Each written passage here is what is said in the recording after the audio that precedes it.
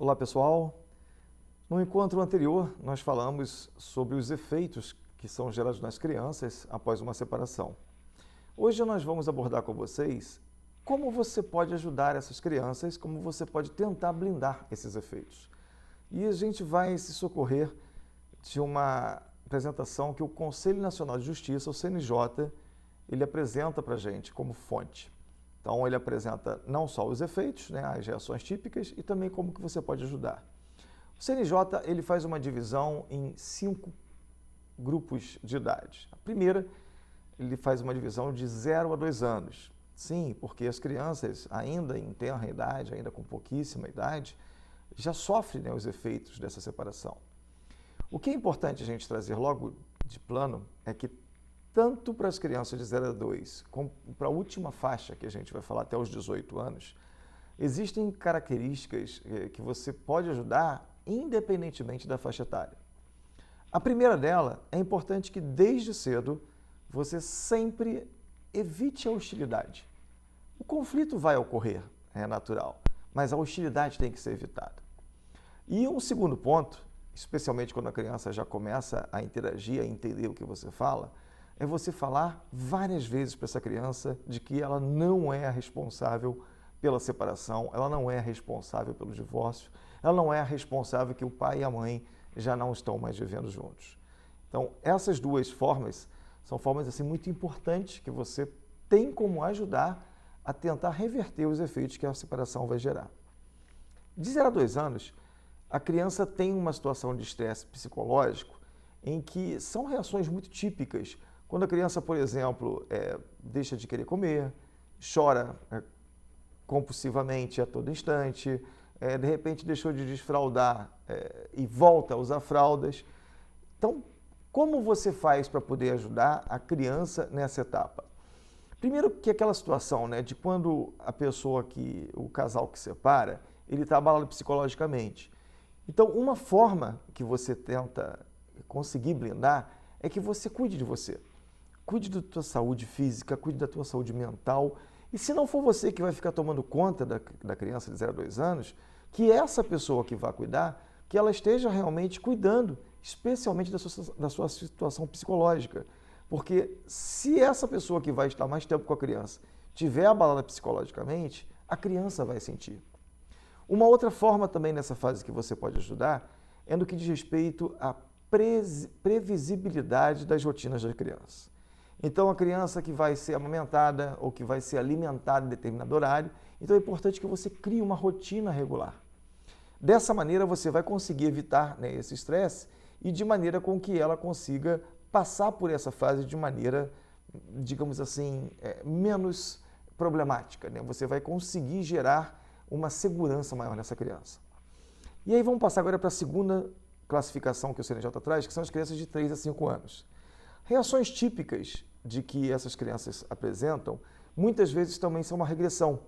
De repente ela já estava com um tipo de brinquedo e aí volta a querer brincar com um brinquedo de um bebê. Uma situação de que ela já usa o banheiro naturalmente e de repente começa a fazer xixi na calça. A forma como ela apresenta uma agressividade nas brincadeiras, seja em casa ou seja com os coleguinhas. E ela vai, com uma forma muito natural, procurar proteção. Essa proteção ela pode procurar tanto dentro de casa, com familiares, mas pode procurar até com estranhos. E aí, como é que você faz para poder ajudar? Como você faz para poder evitar que a criança tenha esse tipo de reação típica? Primeira questão, às vezes numa eventual pirraça, é importante que você dê muito menos castigo e muito mais apoio para essa criança. Faça com que essa criança fale sobre os medos dela. Converse com essa criança. Esteja à disposição, dedique tempo a procurar entender os sentimentos.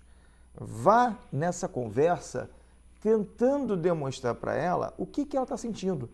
Se é raiva, se é tristeza, ou mesmo até uma alegria repentina, mas faça com que ela possa apresentar para você quais são os seus sentimentos.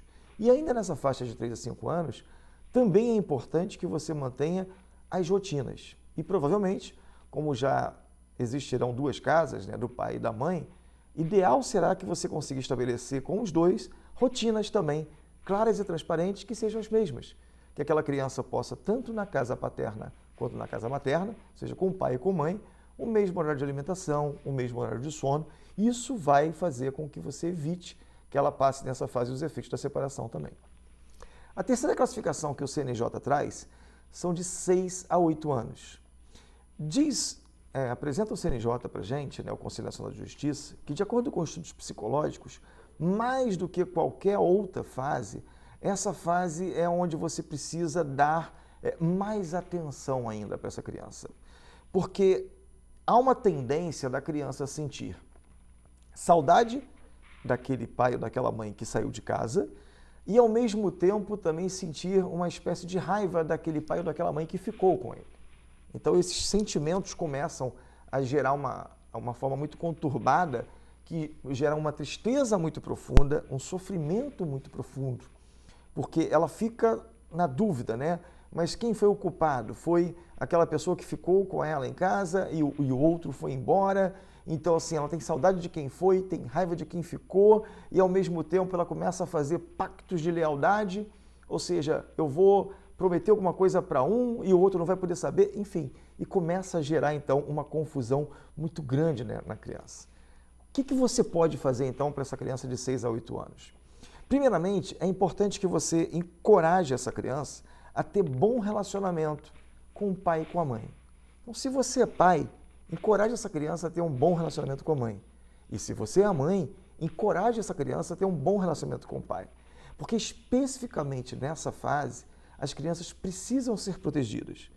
De acordo com os estudos psicológicos, essa fase de 6 a 8 anos é uma fase que ela tem uma formação muito concreta na situação da afeição. E por conta disso, ela precisa ser confirmado que tanto o pai como a mãe são bons pais e são boas mães para essa criança também.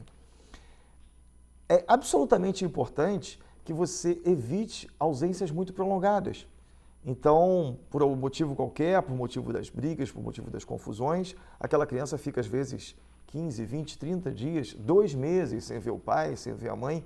Isso será muito prejudicial. Então, é muito importante que você tenha essa convivência de maneira regulamentar e que não deixe esses espaços muito grandes. O quarto grupamento que o Conselho Nacional de Justiça apresenta são as crianças de 9 a 12 anos.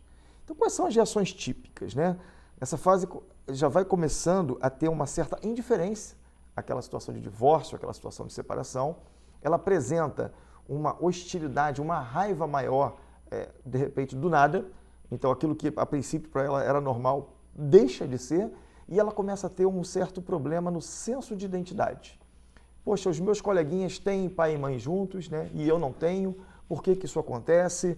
E aí ela começa, inclusive, a querer tomar partido.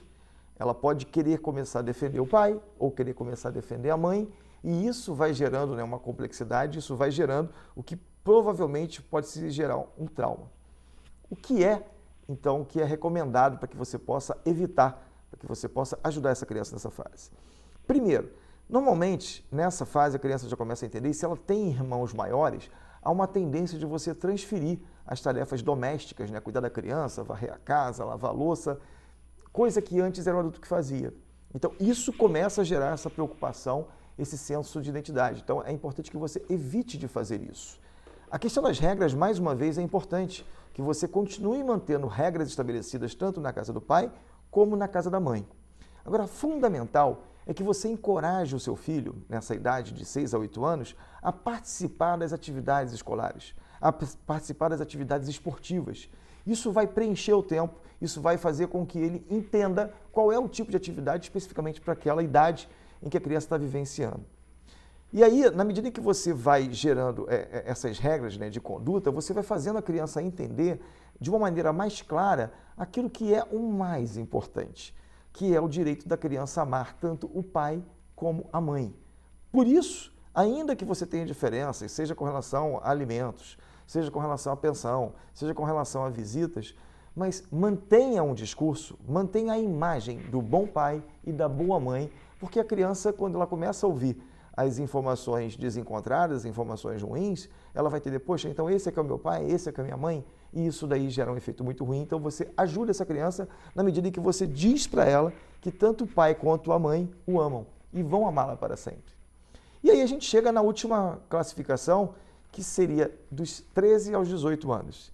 E aí, obviamente, nós sabemos, né, a grande fase aí da adolescência, que alguns até indevidamente chamam de aborrecência, mas que faz parte os hormônios, né, que estão sendo desenvolvidos. Então, com isso, aquela situação, por exemplo, de raiva na criança, aumenta de uma maneira muito mais considerável. E a partir daí, ela pode até transformar essa raiva em algumas atitudes de eventual delinquência, fazer as descobertas. Hoje, a oferta de situações ilícitas estão aí de uma forma muito fácil, seja no colégio, seja com os amigos, no próprio prédio, né, no local onde você mora. Então, é muito importante que como você vai fazer para poder evitar isso? Tomando conta mais ainda dessas crianças e adolescentes de 13 a 18 anos. Saber com quem são, né, os colegas, o que está se fazendo, né, no horário de lazer, para onde estar indo. Normalmente há uma tendência de que não, eu vou deixar porque já está crescidinho, muito pelo contrário.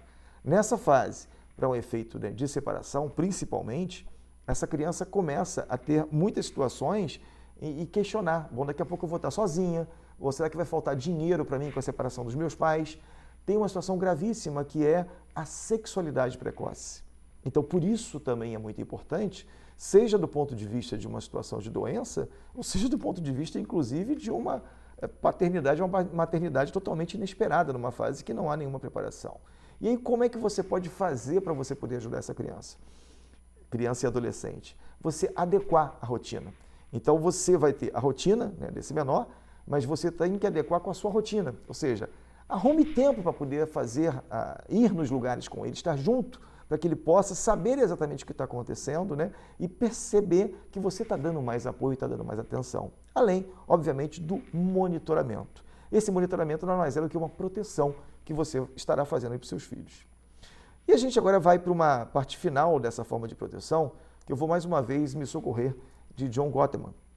Então, o que ele apresenta para todas as faixas etárias, especialmente quando já começa a ter o entendimento, é que você evite de não usar essa criança como uma arma. Já falamos aqui, a criança não é mais um objeto, a criança é um sujeito de direito. Na medida em que essa criança vai entendendo, evite fazer essa criança de pombo-correio, evite de mandar recados que você próprio não tem coragem de dar aquele recado para aquele pai e para aquela mãe, e você vai querer forçar uma barra para que a criança dê aquele recado, muitas vezes muito duro, um recado sobre pensão, um recado sobre convivência. Isso é absolutamente danoso, então não faça isso. Evite com que você traga a criança para poder tomar partido, né? Ou do pai ou da mãe. Ao contrário, diga as qualidades do pai, diga as qualidades da mãe, ainda que você esteja muito chateado, e pense que você está fazendo isso para o bem do seu filho. Na medida em que você começa a esconder informação e que você começa a pedir segredo, olha, isso aqui, filho, é só entre eu e você, papai e você, é só entre a mamãe e você, isso gera uma situação de desconfiança. A criança, o adolescente começa a perceber, então no meu ambiente de família não é um ambiente de confiança. O estimular falar dos sentimentos talvez seja a coisa mais importante para aquela criança, aquele adolescente, mas para você também. Porque quando você começa a desenvolver, tentar entender os sentimentos que estão gerando, né, que ela está vivenciando, você começa a entender também esses sentimentos e sensações em você. E diz Gottman que o grande segredo para você proteger o seu filho é você estar emocionalmente disponível. E ora, hoje com tantas questões aí da mídia, com tantas questões, né, do celular, a forma, a dispersão que tem a criança, nada disso substitui uma boa e longa conversa com o pai, com a mãe, com quem está cuidando dessa criança. Num próximo encontro, a gente vai falar muito do que Gottman chama dos preparadores emocionais. Isso provavelmente vai viabilizar, vai te facilitar muito mais nessa forma de como você tem condições de ajudar essa criança. Ok? Um abraço, até o próximo encontro.